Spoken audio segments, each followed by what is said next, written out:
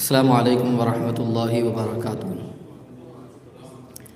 الحمد للہ رب العالمین والعاقبۃ للمتقین والصلاة والسلام علی سید الانبیاء والمرسلین اما بعد فاعوذ باللہ من الشیطان الرجیم بسم اللہ الرحمن الرحیم والذی جاء بالصدق وصدق به صدق اللہ العظیم۔ پڑھیں الصلاۃ والسلام علیک یا رسول اللہ، الصلاۃ والسلام علیک یا حبیب اللہ، الصلاۃ والسلام علیک یا نبی اللہ، الصلاۃ والسلام علیک یا نور اللہ صلی اللہ تعالی علیہ وسلم۔ میں نے جس آیہ کریمہ کی تلاوت کا شرف حاصل کیا، اللہ جل شانہ اس کے متعلق مجھے حق کہنے اور آپ سب کو حق سننے اور ہم تمام کو اس پر عمل کرنے کی توفیق رفیق عطا فرمائے۔ اسلامی اعتبار سے آج 22 تاریخ ہے جمادی الاخیر کی، اور آج کے دن کو نسبت امیر المؤمنین خلیفۃ المسلمین حضرت سیدنا ابوبکر صدیق رضی اللہ عنہ مولا تبارک و تعالیٰ عنہ کی ذات بابرکات سے آج کے دن کو نسبت حاصل ہے۔ آئیے ہم حضرت سیدنا صدیق اکبر رضی اللہ عنہ مولا تعالیٰ عنہ کی ذات کے حوالے سے کچھ باتیں جانیں، حدیث رسول کی روشنی میں انشاءاللہ کچھ آپ کے فضائل اور آپ کی ذات کے حوالے سے چند باتیں عرض کرنے کی کوشش کروں گا۔ یاد رکھیں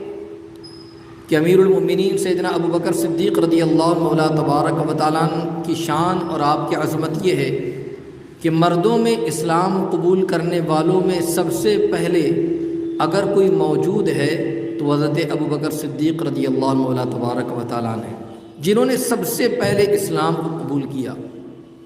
خود ام المؤمنین حضرت عائشہ صدیقہ رضی اللہ عنہ روایت بیان کرتی ہے کہ حضرت عمر بن خطاب رضی اللہ تعالیٰ عنہ نے ارشاد فرمایا کہ ابو بکر حضور کو ہم سب سے زیادہ محبوب تھے اور ہم سب سے بہتر اور ہمارے سردار تھے،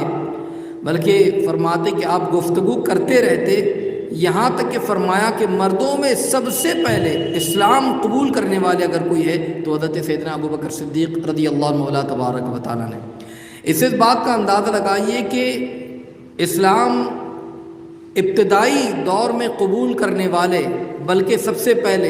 ابوبکر صدیق رضی اللہ تعالیٰ عنہ، اور اسلام قبول کرنے کے بعد آپ نے اپنے اسلام کو چھپایا بھی نہیں بلکہ لوگوں کو ظاہر بھی کر دیا، لوگوں کو بتا بھی دیا کہ میں مسلمان ہو چکا ہوں، میں نے آقا دو جہاں صلی اللہ علیہ وسلم کا کلمہ پڑھ لیا۔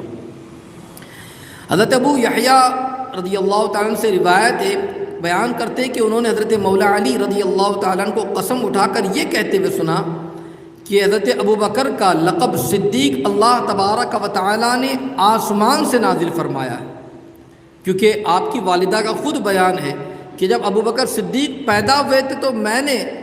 غیر سے ایک ندا آئی تھی، آواز دینے والا آواز دے رہا تھا، کہنے والا کہہ رہا تھا کہ یہ بچہ کوئی معمولی بچہ نہیں بلکہ اس کا لقب تو آسمان میں صدیق ہے۔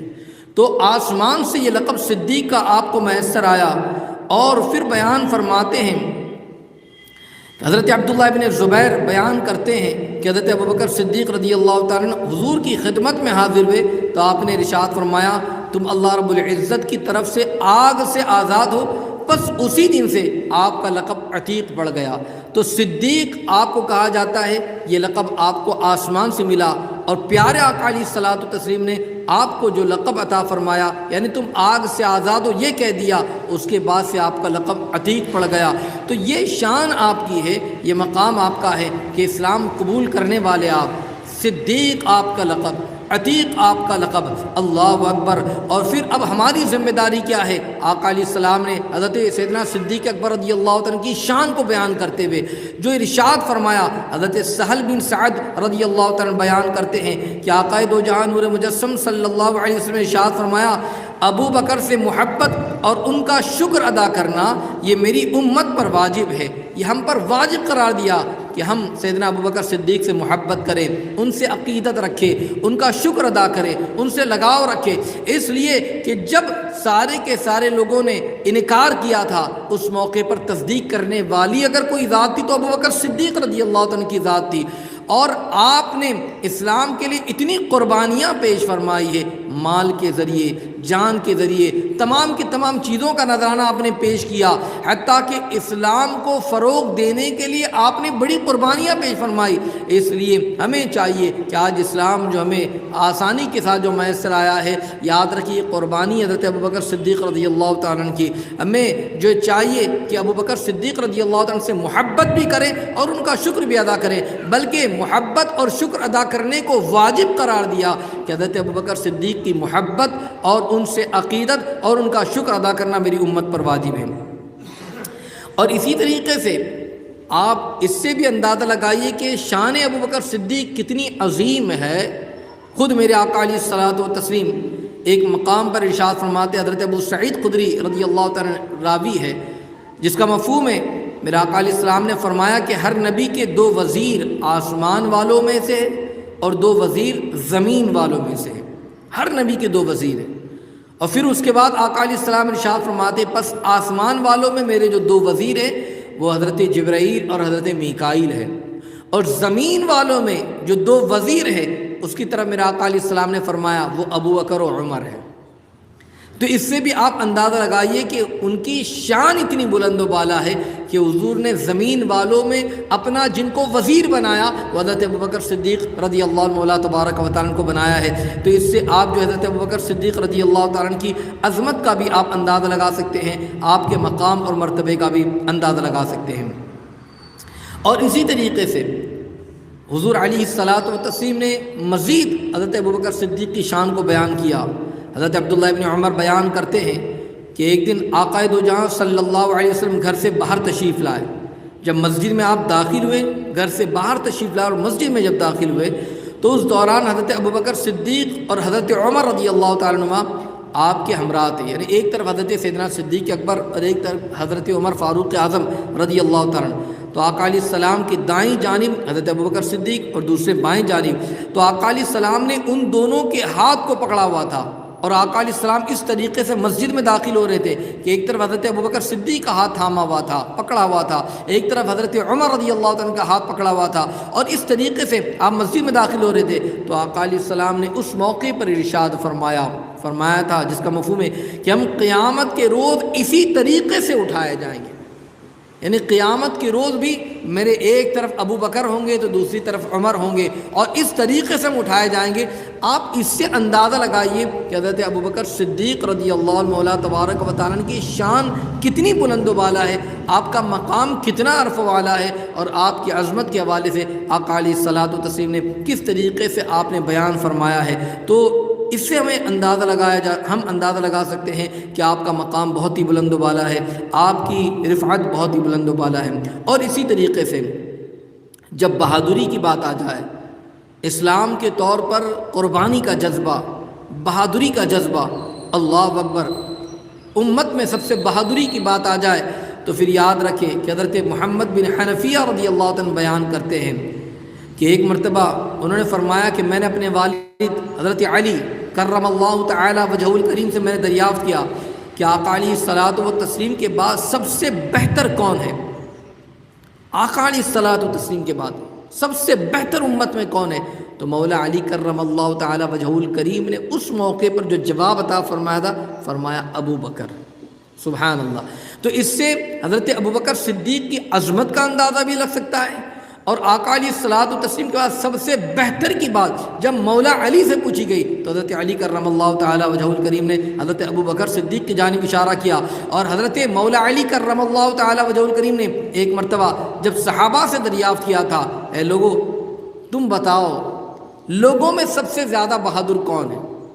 جب لوگوں سے سوال پوچھا کہ بتاؤ لوگوں میں سب سے زیادہ بہادر. اب ظاہر سی بات ہے کہ حضرت مولا علی کرم اللہ تعالی وجہہ الکریم جب ذوالفقار لے کر دشمنوں پر ٹوٹ پڑتے تو یاد رکھے کوئی دشمن سامنے ٹکنے نہیں پاتا، چاہے کتنا ہی بڑا بہادر کیوں نہ ہو، چاہے کتنی ہی بڑی شہرت کیوں نہ ہو، چاہے کتنے ہی بڑے اس کے چرچے کیوں نہ ہو، مگر جب مولا علی کے سامنے آیا ہے تو اس کے 2 ٹکڑے ہوتے ہوئے نظر آئے ہیں. وہی مولا علی پوچھتے ہیں لوگوں سے بتاؤ کہ جو ہے سب سے زیادہ بہادر کون ہے؟ تو سب نے حضرت علی کی طرف اشارہ کیا، حضرت آپ ہی سب سے زیادہ بہادر ہے، سب سے زیادہ شجاع یہ آپ ہی ہے. اللہ اکبر. اس موقع پر مولا علی کرم اللہ تعالی وجہ الکریم نے فرمایا کہ نہیں، بلکہ لوگوں میں سب سے بہادر اگر کوئی ہے تو وہ ابو بکر ہے.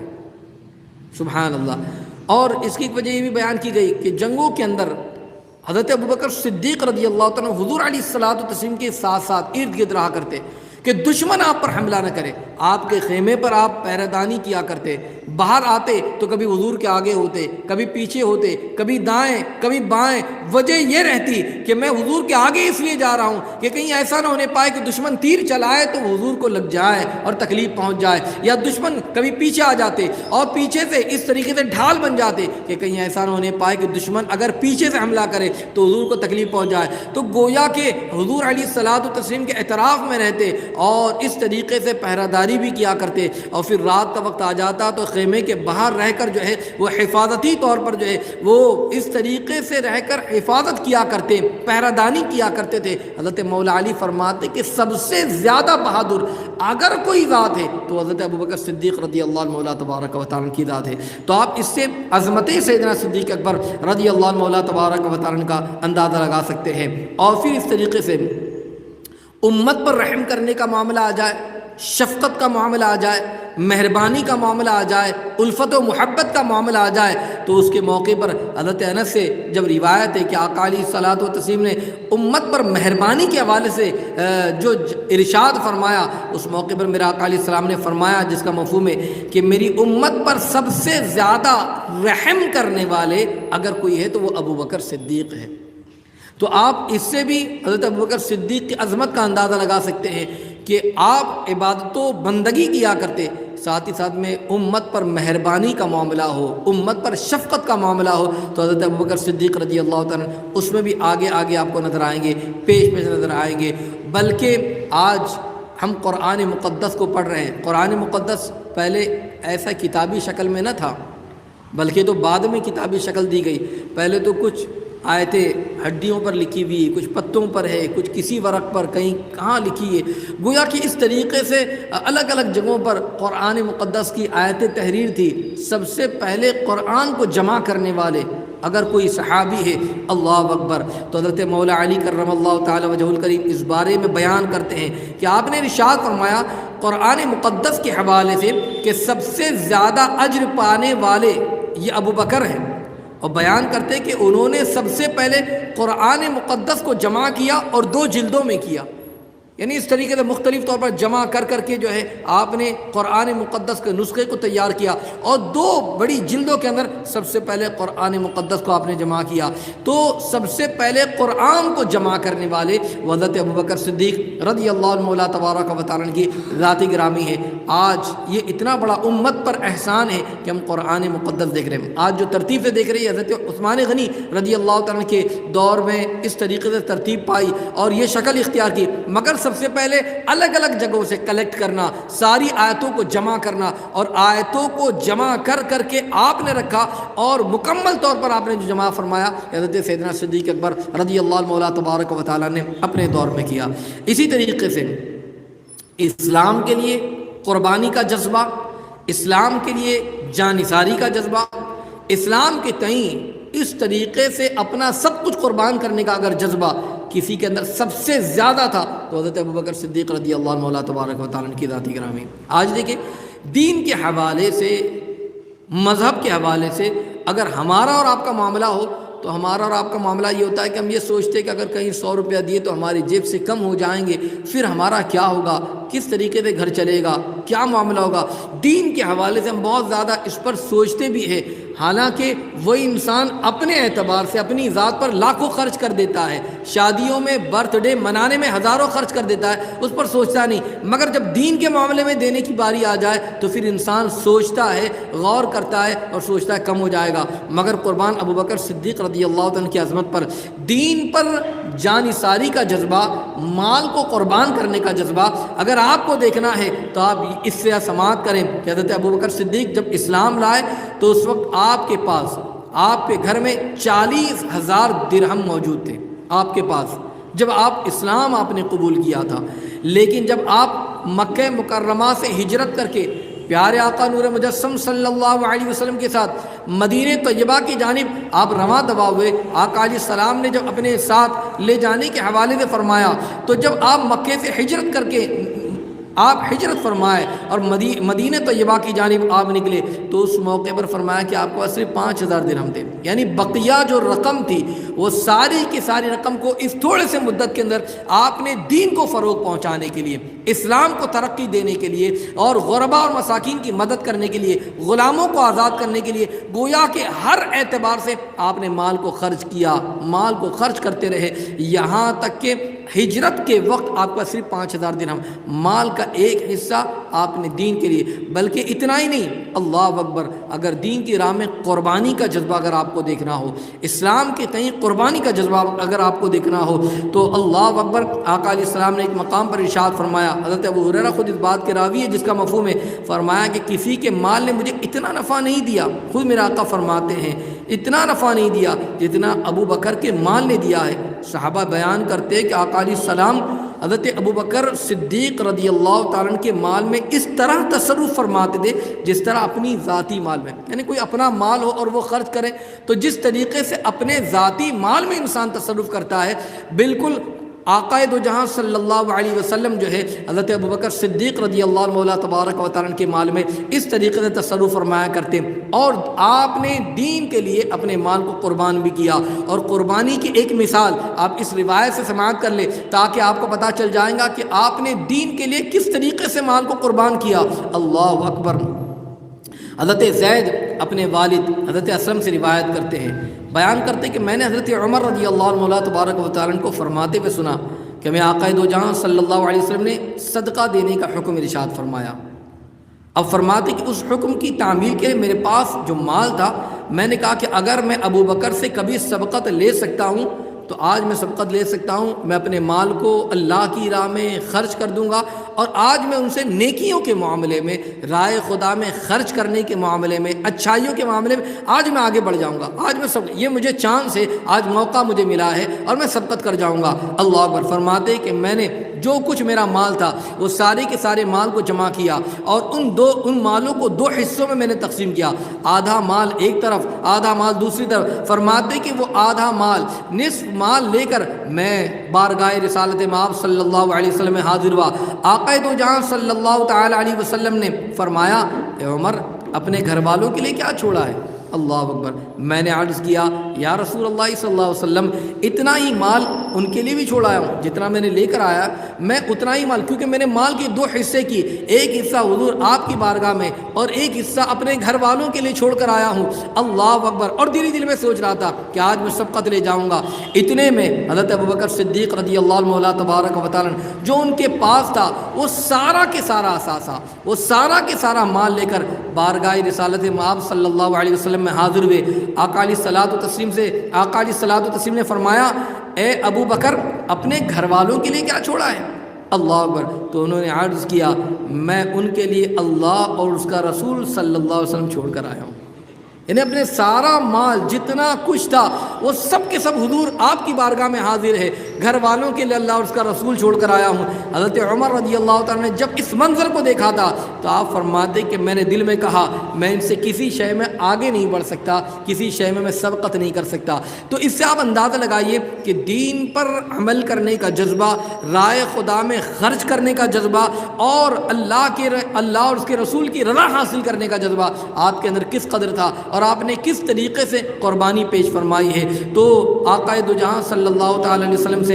جو ہے خوب آپ نے خرچ بھی فرمایا، دین کے لیے قربانی بھی آپ نے فرمائی، اور دین کے حوالے سے آپ آگے بڑھتے رہے۔ 22 جمادی الاخیر یعنی آج کی جو تاریخ ہے، یاد رکھیں یہ حضرت ابوبکر صدیق رضی اللہ عنہ مولا تبارک و تعالیٰ کی وصال کی تاریخ ہے۔ امت پر بڑا احسان فرمایا ہے، امت کے لیے بہت زیادہ کوشاں رہتے، مہربان، شفقت کا معاملہ فرماتے، اس لیے ہمیں چاہیے کہ ہم ان کی بارگاہ اقدس میں خراج عقیدت پیش کرتے رہیں، فاتحہ خوانی کا اہتمام کرتے رہیں، اور جتنا زیادہ ممکن ہو سکے